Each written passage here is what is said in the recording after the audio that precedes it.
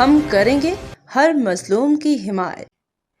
السلام علیکم، میں ہوں حورین فاطمہ اور آپ دیکھ رہے ہیں حمایتی نیوز HD چینل۔ نظر ڈالتے ہیں آج کی اہم خبروں پر۔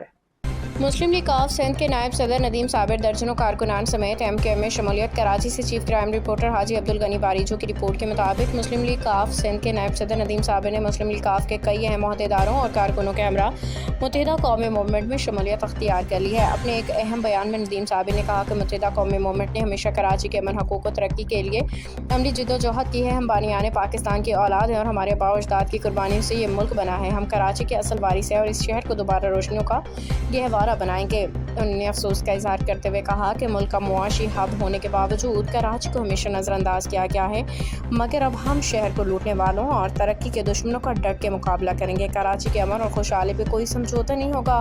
بڑھتی وارداتوں، اسٹریٹ کرائم اور عوام کو بنیادی حقوق سے محروم کرنے والے عناصر کے خلاف ان کو انجام تک پہنچایا جائے گا۔